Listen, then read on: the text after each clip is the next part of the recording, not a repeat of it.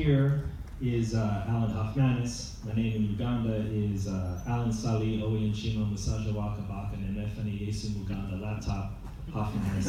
They now added Bernie because in one of the films I had a big mustache and you look like from a Weekend at Bernie's. You know? So they added that one. And yeah, look, I have an intro for all this, and I could talk about like why the hell is it some guy from Long Island here talking about this and not them and all this. We could talk about all that. And it sucks that Isaac, the founder of Wakali and director, is not here. We're also hoping to get BJ Emmy, who's a live narrator, we could talk about, to do like a live presentation, the way they watch the movies there. They've been rejected 3 times already for a visa, but I understand why, because this is kind of wacky, and it's typically anyone who gets a travel visa from that part of the world, they're upper class, they're wealthy. They kind of look at your bank statements. If you have about, I'm told if you have about $30,000 in the bank, you'll get a visa because at least you'll come back to Africa for that. You know, the idea for coming for art is still a new thing. So we have this tour set up. So this Bad Black, we started on my very first trip when I went there. I just heard about this thing and jumped on a plane. That was 2011. It's now 2019. So yeah, you can do things with little money. It may take a while, but I think it's proper now. Like we're freaking here, man. And then we have the Blu-ray and it could be online, streaming and all that stuff online. And we have this tour, but I just want to say something. So it's going to be like a 3-month tour with me and the props and the toys and things because I can travel. Right? I got the visa. And when word came out, so one of the venues, and it's a major venue, I think they canceled their screening, and I don't know why. They haven't contacted. And it was around the time when we found out that Isaac is not coming. And I waited until last minute, until just a week before, because I was pushing, man. And I don't know why anything was canceled. Again, no one's contacted me about it. When I heard about it, it made me sick to my stomach. Like it made me nauseous. And this is right. I think I was like throwing stuff in the car on the way here. And I just came back from Africa, and I felt really nauseous. And I didn't know why. And then what I think it is like, this isn't a joke. Like I'm very much, I kind of pretend it is in a way. Like it's a carnival show. Like I'm part like P.T. Barnum, part Francois Truffaut. Look at the amazing Ebola hunter with a heart of gold. So I can present it like it's a fun thing, and it is. But I can do that also because I think this is serious shit. This is I think the real deal. And for me, if these films don't work on their own, then what the hell are we doing? Like they have to work without anyone introducing them. Just like any other film on the freaking planet, they have to work that way. And if it doesn't, that's maybe like the greatest constructive criticism we've had in a while. People are very supportive of this. Generally, at first people were really afraid of it because they felt it was glorifying violence in Africa, and a few other reasons. I can talk about that, later. But once people got a sense of what this is, people were really supportive. But like to me, like the films have to work on their own, and like films when they're at their best, they're like transparent. They're windows. Like you know everything about them. You know what their hopes, their dreams, what they fear, what they want for their kids, what their ambitions are. You know everything, and it has nothing to do with the movie. It has nothing to do with the plot. They're just transparent into them, into like their souls, and that's why I sold everything I had and I moved there, because that's what I see in this, but maybe not. So what we have is, again, I could be wrong because I don't know why it was canceled, but it could be something where, like, if it's a major institution doesn't think it's worth doing without having the people, and then we have us here at MoMA, which had every reason to cancel this once Isaac wasn't able to come. Because this is part of a series about introducing artists and talking to artists, so legitimately it shouldn't, this didn't have to be here once we lost them. Yeah, they are fighting for it. Maybe they were in too deep, they couldn't cancel, But I don't think so. And so we're at a really kind of interesting point, I think, is like this, what is this? Like, does this belong here at MoMA? And it may not, but they're taking a damn chance, I think. I always thought it did, but I thought it would take 20 years.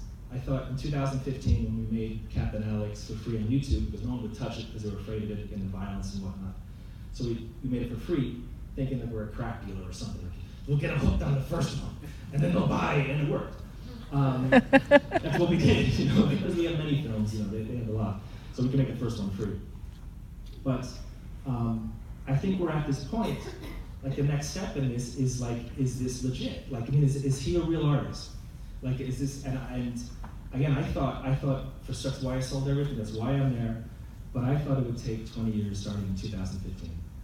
And it took like 3, because we've been in talks for a while about bringing Isaac here. But maybe not.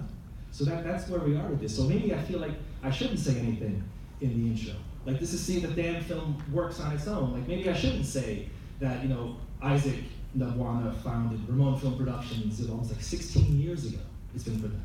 And it's named Ramon after his grandmothers, Rachel and Monica, who saved his life and protected him during the Civil War period up until like 85.